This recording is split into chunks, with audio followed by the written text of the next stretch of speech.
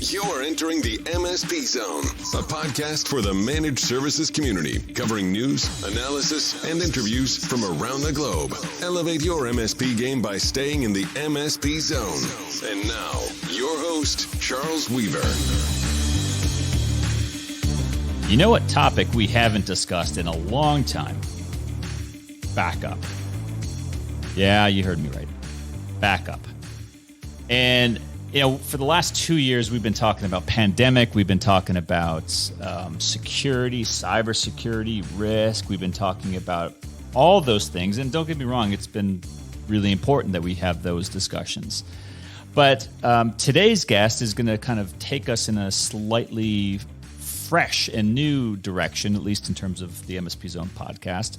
And we're going to be talking about kind of a current conversation around backup and storage and business continuity and all of those things aimed not just at the end user as a service, but also the benefits to the internal workings of a managed services organization today. So I think it's a really fantastic and exciting conversation. There's so many new MSPs out there coming into the market, new to the MSP Alliance, new to the MSP Zone. So I think that this is going to be a really good conversation to have. And like I said, we haven't done it for a while. So I'd like to welcome Steve Rodin, CEO of Storagepipe, to the program. Welcome, Steve. Yeah, thanks, Charles. Really happy to be here. Thanks for having me. Absolutely. Like I said, we've been talking like 24 hours a day for 2 years on cybersecurity issues. And it's not like storage has been, edged to the side. And it's not like people aren't doing storage anymore, but it just seems like, we need to make sure we're talking about all the elements of the security and operational viability stack. Before we get into that, but there could be, people out in the audience, MSPs, who are not familiar with Storagepipe. You might give us a quick rundown of you guys, your history, and what do you guys do?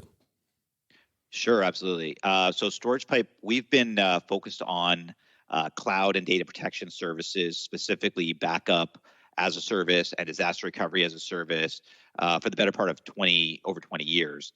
And our focus is really around, helping our partners and MSPs deliver those services to their end customers. So, we're working with partners, we're working with resellers a lot right now around their, their backup and disaster recovery strategies that they can put in place for end customers. And, we work with customers across North America and partners across North America delivering those services. I mentioned, I think before, Charles, maybe we've talked in the past, about have our data centers both in Canada, the United States, and in the UK. So we kind of have, covered that breadth in terms of what we do. And the big thing we're looking at with MSPs is really delivering an exceptional partner program, one where we can have, let partners develop both, opportunities with us, and we work with partners a lot to kind of work on more complex deals in the backup and disaster recovery space. Yeah, I mean, you kind of anticipated my question, which was that been around for ages, which is awesome. But it sounds like you're really now starting to cultivate your MSP relationships. How's that going so far? It's going really well, actually. We've been growing a lot with MSPs and partner programs.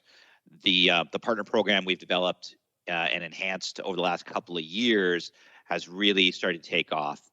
You talked about the last couple of years around the pandemic and cybersecurity. Well, backup and recovery has certainly not been slowing down. We've seen a tremendous demand amongst the market and from our partners for more and more, backup and disaster recovery services, and how that ties in with cybersecurity and protection for customers.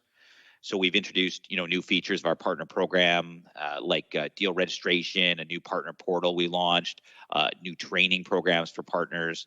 And we've really just enhanced that and made it a lot easier for partners to transact with us, work with us, and also do things like co-marketing with us. So we've started to invest with our partners in more lead generation programs, marketing programs, to really get the message out that disaster recovery as a service is sort of that next layer that they should be looking at.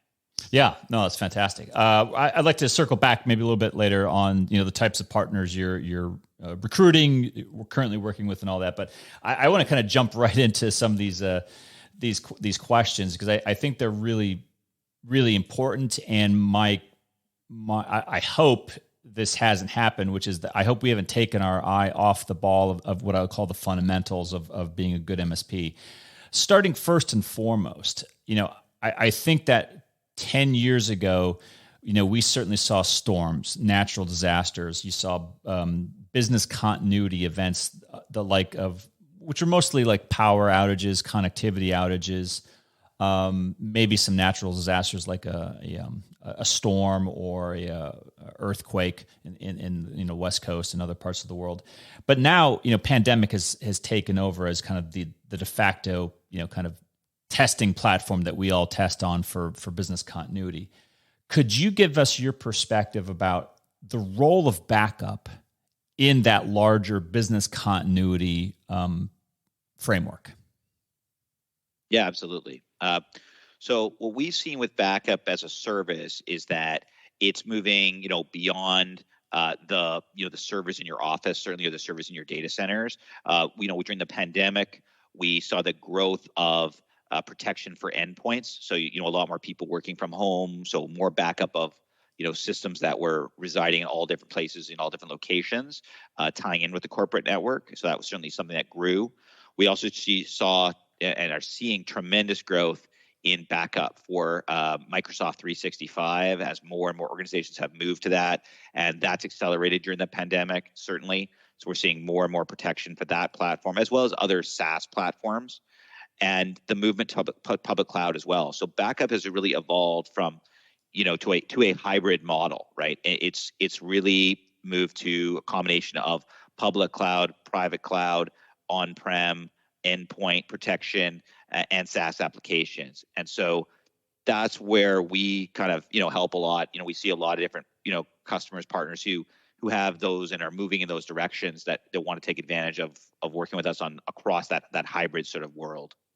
Yeah, I staying on the business continuity side, I suspect and I hope that MSPs are taking full advantage of educating customers on what they should be doing. They, the customer, should be doing to be fully prepared for a business continuity event of any type. And I think you've made a good case for why backup should be part of that.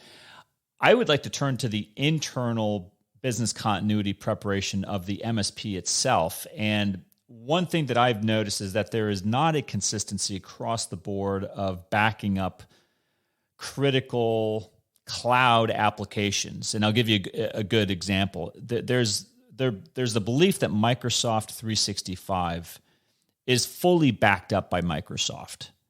And from an MSP standpoint, if you're handling mission critical information, certainly not just the email, but also in OneDrive or in SharePoint, that could be a really nasty wake up call for one day to find out, no, they actually don't back it up.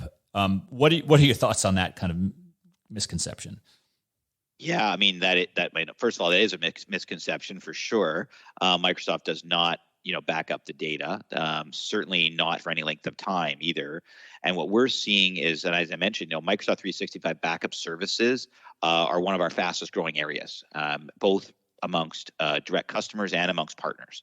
And it's really driving a huge changeover, and customers are, because they're moving to Microsoft 365, they're looking for applications, they're looking for ways of protecting that information. And it just keeps growing too. The amount of data and the amount of services that are running, the applications that are running in the cloud just keeps growing. And so we're definitely seeing a trend there in terms of the need for that. And to address your point around, Microsoft specifically, there's a shared responsibility model that Microsoft publishes, right? And you're responsible for your own data. And that shared responsibility model, you're responsible for your own data, and they are not. What Microsoft is responsible for is the availability of the platform. So that just means that the platform itself won't go down, but within the platform, the data is your own responsibility. And so, customers need to really reflect on that because end users can delete data. End users leave companies all the time, right? And then they can be forgotten about, and that data can be lost if someone isn't protecting it properly. And then there's also the long-term retention. We've seen a lot of, customers, compliance is a much bigger thing right now, whether it's, and just retaining data for, whether it's for HR reasons, for legal hold reasons, legal reasons, and just generally for retention of corporate information, for, posterity, just to make sure that they can refer back to it. And so that in of itself is also critical when you're looking at backing up for Microsoft 365. And so we see customers, holding data for long term, whether that's, 10 years, 20 years, indefinitely in terms of, mailbox, as well as, other applications like SharePoint, OneDrive, Teams. All that information is critical to retain. Yeah, no, I couldn't agree more. And it's good to. It sounds like that's a fast growing area for you guys. So that tells me that the MSPs are paying attention. Absolutely, it is a really fast growing area, and it's often a great. To give advice, I guess, to the MSPs out there, it's a great entry point for many customers, right? It's a good way of landing new customers. It's a good way of. It's a good add-on service if you're already working with a customer that's on Microsoft 365. So it's a great opportunity to show additional value to your customer base. Yeah, I sometimes think, we've been talking about backup and data storage for so long that, you do, I fear, run the risk of people saying, okay, yeah, I know that. But I don't think that they do know it. I don't think they know it to the point where they're actually practicing what they preach. And I think that it's very easy, to your point, Steve, that an end user, a managed services customer, could be a perfect candidate for just talking to them about, look, do you really understand what the cloud means? And do you understand what is being backed up, what isn't being backed up, and how a ransomware event could really run your business into the ground fast if you're not prepared? And I think that those are really great conversation starters because they're true. They're based in reality. Yeah, I agree. I think when I talk about, and we talk about data protection to clients and to partners, it's always, on the notion of it's a continuum, right? It's a spectrum of solutions. And, you can all go all the way from, file-based backup and recovery all the way up to full-scale disaster recovery, smoking hole kind of scenarios, and everything in between. And what's important to talk to, end customers about is where do they fall in that spectrum in terms of, what's their recovery point objectives? What are their recovery time objectives? How much, what does their budget allow for? But they want to be as protected as possible with what they can afford and what makes sense for their type of business. Because if they're highly transactional and they can't lose transactions at all, then you're going to need to be on that, sort of higher end of that spectrum in terms of where you need more disaster recovery type services. Yeah. Moving on to the issue of, you brought up data sovereignty. Our friends over in Europe, right? Many years ago, they threw a nasty, hanging curveball at us called GDPR, right? And now everybody is talking about data sovereignty, data residency, and the disclosure requirements that go along with that.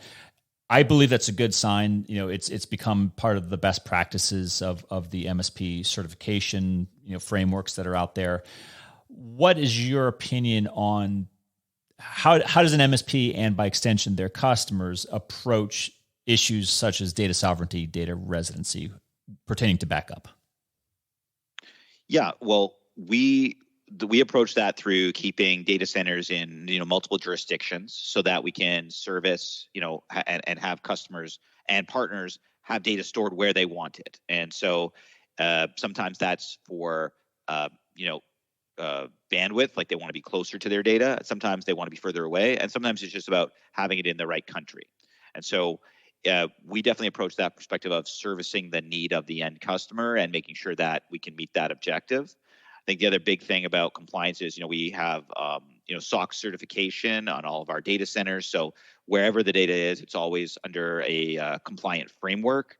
So that the data can be, so that we can produce those kinds of reports as well. Because, many customers, not only do they need data sovereignty where their data is going to be, but they have to make sure it's secure and that it's compliant from an auditable perspective. We're seeing more and more of that as well.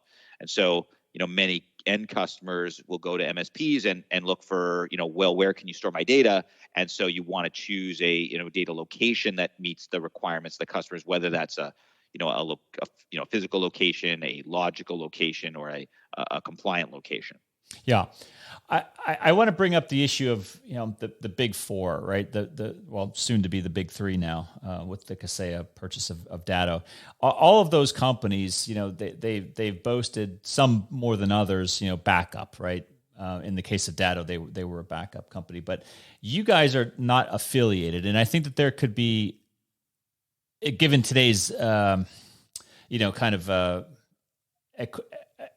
acquisitorial movement that we seem to be in amongst that group, I sense that there's a lot of MSPs who are actually looking for vendors that are kind of more specialist. They're pure. They're only like, you just do this. You do it well, but that's what you do. Are you sensing that in the market? And does that make sense?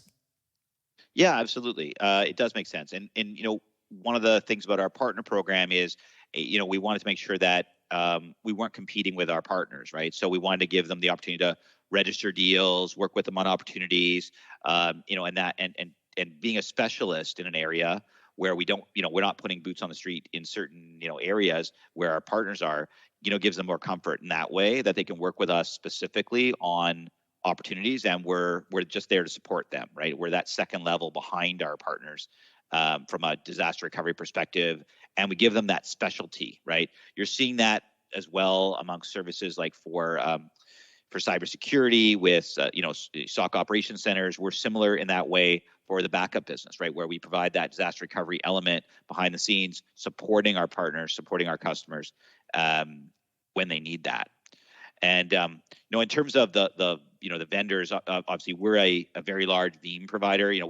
We're a Veeam Platinum Cloud Service provider. We're one of the largest Veeam providers in all of North America. So we're certainly very much tied in with that vendor from what we do and in terms of what we do. But we also work with we have and have developed our own software on certain areas too.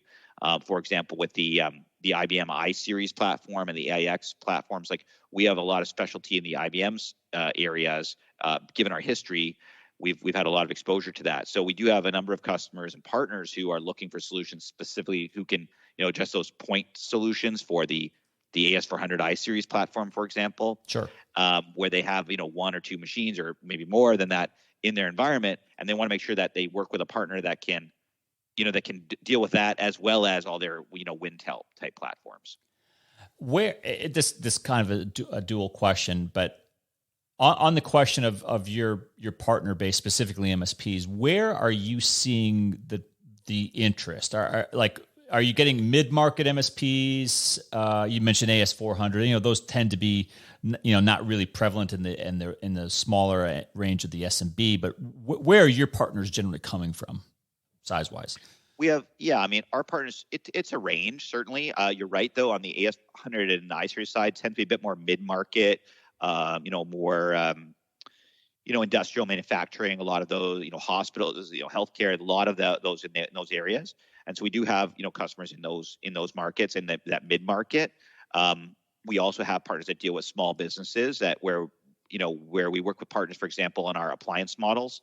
So one of the things we do that's kind of unique when we work with partners is we help partners deliver, hardware as a service as part of our backup services. So we'll deliver a Veeam appliance, for example, including all the hardware, the software, and then the partner can, deploy that and manage it themselves, or they can turn to us to help them on that. So it gives them a flexibility that we want to make sure we bring to the market and give those options to partners. So there's a bit of a mix. No, that's awesome. Are you getting newer MSP? Like, are you getting new MSP startups? And I don't mean that the company's necessarily new, but maybe a value-added reseller, a reactive IT company that is kind of new to managed services. Are you seeing much of that? Yeah, absolutely. We see new partners. I mean, if you're not doing backup as a service today, or you want to be able to offer backup service or disaster recovery as a service, maybe if you're new, maybe you're focused on another area initially. Maybe you're looking at help desk or managed service to start professional services for customers, and you want to make sure you're working with somebody, for example, in the backup DR space. So we have partners like that who turn to us for that specific area of expertise, and they want to help. They want to help grow. They want us to help them grow their portfolio of product, right, service that they can offer. So then they turn to us for that aspect, and then there are other partners that are larger that maybe they're doing backup today, for example, but they've never really explored too much on the disaster recovery as a service side, the more advanced, failover capabilities. We have, for example, we do hot site or, HA, as well as warm site availability services for, higher availability and failover into a private cloud environment. So enabling customers to fail over, and if they have a real disaster, right, in a shorter time frame, as opposed to just recovering the data for a backup. Right. So there are many, as I mentioned, that sort of range of solutions. So a lot of small and mid-sized MSPs might already be doing backup, but now they want to get into disaster recovery, and that's where maybe they turn to us in some cases where they want to get more advanced, and they want to get into maybe some systems like that they haven't dealt with before. Yeah, on the issue of ransomware, just as a I'm defying my own. Comments from the beginning of the program, but the issue of ransomware at the beginning of the pandemic, I remember a handful of conversations with folks in the industry who said, it's really critical for the MSPs to be backing up their operational mission critical data. If they can, air gapping it, making sure that they have good, clean copies that they could restore from if they get hit by successfully from a ransomware attack. What's your kind of guidance and thought process around that whole approach of internal MSP backup as a security prophylactic? I think that MSPs they need to treat themselves like they would their customer in a lot of ways, right? So if they're expecting their customers to and take on new services and buy into the disaster recovery, the backup phase, MSPs have to do it themselves, right? You want to be able to showcase the services that you sell, by doing it internally.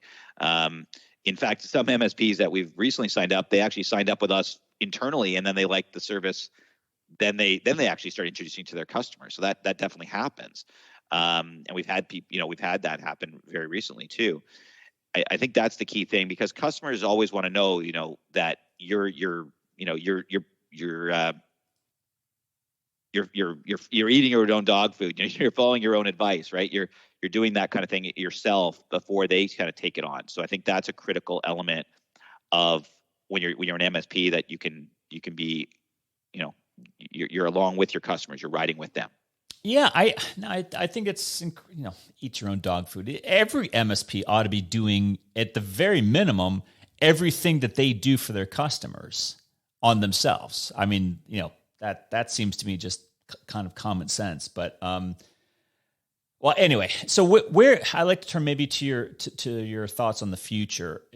I don't know if it's good to say, I don't want to jinx anything, but that kind of backup has become somewhat recession proof, right? I mean, it's been with us for so long. It's been growing. I would say, I think the industry is definitely growing. The market opportunity certainly seems to be there, and to be, if not expanding, it seems to be holding its own. What is are you bullish, bearish on the future? Let's say the next 5 years of backup as a service, business continuity and all that. Yeah, I mean, I'm certainly very bullish on it. We're seeing it, a lot of growth in backup. I think, backup and is evolving though too, right? You're seeing more and more organizations working 24/7. So you're seeing more of the need for disaster recovery as a service beyond just backup as a service. Where whereas you might be thinking in the past, many customers would be satisfied with a nightly backup.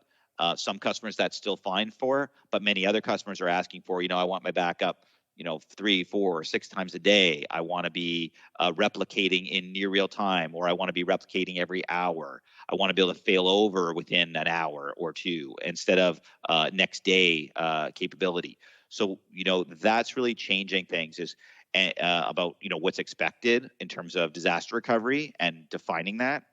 And we're seeing, and one of the things, we pride ourselves on when we're talking to customers is offering that flexibility and choice. So that doesn't mean that it's a one size fits all. You either have to have all of your systems, doing in failing over in a disaster, or none. We offer a hybrid approach. So, if you have certain mission critical systems, those can be failed over more rapidly than maybe systems that are less critical that might be okay on a backup, for the next day to be recovered. And so I think that is something that helps customers really address and analyze their need, and also just helps manage budget. So we want to make sure that we work with, partners and with customers that, in a reasonable way, because it's not, nobody's got unlimited funds, right? And so we want to make sure we offer affordable, cost-effective solutions that can meet their needs and that do that. And in terms of the market, I think that's what you were asking, sort of what's the future? And I think that's the future, is moving towards disaster recovery where it makes sense. And we're seeing more and more platforms, more and more different areas to back up and protect, right? Like I mentioned earlier, the growth in Microsoft 365 is huge. We're seeing a lot of growth there. When it comes to public cloud, we now protect workloads in Azure, AWS, Google Cloud. So we're already working with the big hyperscalers, and we're also still doing a ton of work with VMware on-prem, Hyper-V on-prem. That's the model, right? Where you're going to be in a hybrid situation. I don't see the future being, all one thing. I don't think it's all going to be public cloud. I think we're going to be in a mix for a while. I think but there's definitely going to be growth in public cloud for sure. And so we're going to see a bit of a mixture when it comes to public, private, on-premise data centers for corporations, as well as a lot of growth in SaaS services like Microsoft 365 or things like Salesforce, for example. Yeah, no, I think you're absolutely right. I really hope people pay heed to this, which is, even if you're not delivering backup as a service to customers, you need to be doing it internally. All right, and arguably the larger you are, the more important it is. But it's true for any size MSP. Before you even begin to deliver a managed service to a customer, you need to be backing up your data. So if there's an MSP out there who's saying, hey, Steve, I'm really interested in learning more about you guys, about your MSP partner program, what's the best way for them to reach out to you? Our website's always great, storagepipe.com, and we have a partner page up on the website. That's always an easy way to reach us, and fill in the form there to talk to us about partnership. Also encourage people to email us on the website as well. There's partner links there. You can reach out. And generally, if people are looking for partnerships, we're very open to that. I would say we're not, when we look at partnerships, we're not looking for, volume. We want to work with great partners. We want to look for, quality relationships that we can grow together. We're the kind of organization that wants to, really develop those relationships and grow customers, work with people, like I said, on marketing programs, on developing, lead gen, and looking at opportunities together, and really just being a resource for the MSPs who want to deliver, more on the disaster recovery side. We view that as a really critical part of our mission, is to be responsive all the time to our customers and our partners, so that we can meet that requirement in the case of a disaster. And that goes all the way from onboarding in the initial program, as part of a partner program, all the way through to when we deliver, in the case of a disaster. No, that's amazing. Yeah. Well, there you have it, folks. If you're not backing up your internal stuff, better start today. So give Storagepipe a look. If you want to learn more about their partner program for managed service providers, go check out the website. Steve, thank you very much for dropping by the MSPZone. Really, really enjoyed chatting with you, and best of luck, best of the ongoing luck that I'm sure you're already seeing, and you're doing great work. So keep it up. Yeah, thanks, Charles. Really happy to be here, and exciting to be here today to talk about DR. Fantastic. Well, that's all for today, folks, and we will see you next time. Thanks for listening. If you enjoyed today's episode, please give us a like. Make sure you are subscribed to the podcast so you will get notified when future episodes are released. We will see you next time in the MSP Zone.